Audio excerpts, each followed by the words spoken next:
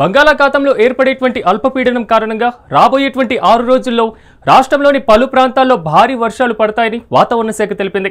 రానున్న 24 గంటల్లో రాయలసీమలో భారీ వర్షాలు కురిసేటువంటి అవకాశం ఉందని తెలిపింది.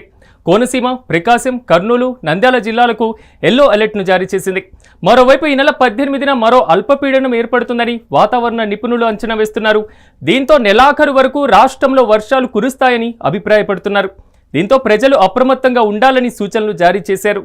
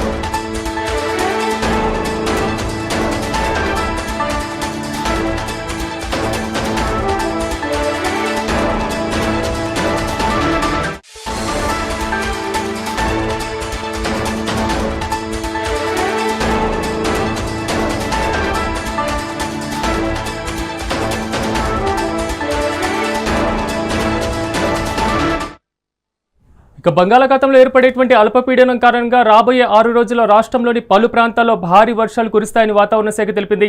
ఇదే అంశానికి సంబంధించి మరింత సమాచారాన్ని మా ఏపీ ఇన్పుట్ ఎడిటర్ నరేంద్ర అందిస్తారు. నరేంద్ర, చెప్పండి. ఆంధ్రప్రదేశ్ వ్యాప్తంగా కూడా ఎల్లో అలర్ట్ను జారీ చేయడం జరిగింది. చాలా వరకు జిల్లాలకు రానున్నటువంటి రోజుల్లో మోస్తరు నుంచి భారీ వర్షాలు కురిసేటువంటి అవకాశం ఉందని తెలుపుతున్నారు. దీనికి సంబంధించిన పూర్తి స్థాయి అప్డేట్స్ ఏ విధంగా ఉన్నాయి?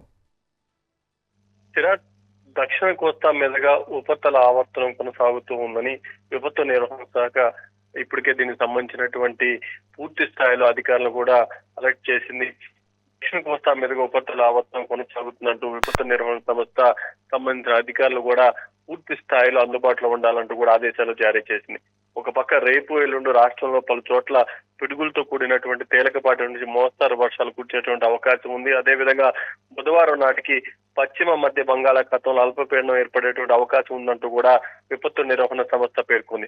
మొత్తంగా దీనికి సంబంధించి క్షేత్రస్థాయిలో ఉన్నటువంటి అధికారులంతా కూడా తగిన ఏర్పాట్లు చేయాలి. లోతట్టు ప్రాంతాల్లో ఉన్న వాళ్ళని అవసరమైతే సురక్షిత ప్రాంతాలకు తరలించాలి. దాంతో పాటు శిథిలావస్థలో ఉన్నటువంటి బిల్డింగ్స్ దగ్గర కానీ లేకుంటే ఏదైనా పాడుపడ్డ భవనాల వద్ద ఉన్నటువంటి వాళ్ళు ఎవరైనా సరే వాళ్ళు సురక్షిత ప్రాంతాలకు వెళ్ళాలి. ఎక్కడా కూడా వర్షాలు పడేటువంటి సమయంలో చెట్లు కింద ఉండకూడదు వంటి సాధారణంగా రెగ్యులర్ గా ఏదైతే విపత్తు నిర్వహణ సంస్థ వాళ్ళు ఇస్తారో ఆదేశాలన్నీ కూడా స్పష్టంగా ప్రజలకు తెలియజేయాలంటూ కూడా చెప్పడం జరిగింది. దాంతో పాటు మరొక పక్క సంబంధిత అధికారులు ఎవరైతే ఉన్నారో వాళ్ళంతా కూడా అప్రమత్తంగా ఉండాలి.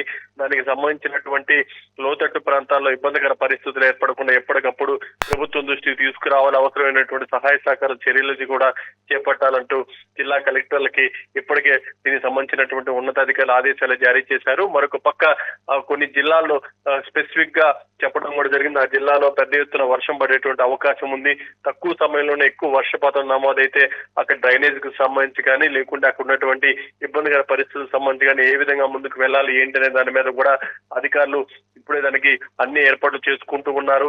ఒక పక్క హైదరాబాద్ లో వర్షాల వల్ల పడినటువంటి ఇబ్బందికర పరిస్థితులను దృష్టిలో పెట్టుకొని ఆంధ్రప్రదేశ్ లో కూడా పూర్తి స్థాయిలో అలాంటి ఇబ్బందికర పరిస్థితులు రాకుండా అర్బన్ ఏరియాలో ఇప్పటికే మున్సిపల్ అధికారులు ఎవరైతే ఉన్నారో వాళ్ళంతా కూడా అన్ని శాఖలు సమన్వయం చేసుకొని గ్రౌండ్ లెవెల్కి వెళ్ళి అక్కడ ఉన్నటువంటి పరిస్థితులను కూడా పర్యవేక్షిస్తూ ఉన్నారు. మొత్తంగా ఆంధ్రప్రదేశ్ లో ఎలాంటి ఇబ్బందికర పరిస్థితులు తలెత్తకుండా పూర్తి స్థాయిలో కూడా వర్షాలు పడినా అన్ని విధాలుగా ప్రజలకు సౌకర్యవంతంగా ఉండే విధంగా చేసే విధంగా ప్రభుత్వ అధికారులంతా కూడా ముందుకు వెళ్తున్నారు. Siraj. Right Narendra, thank you.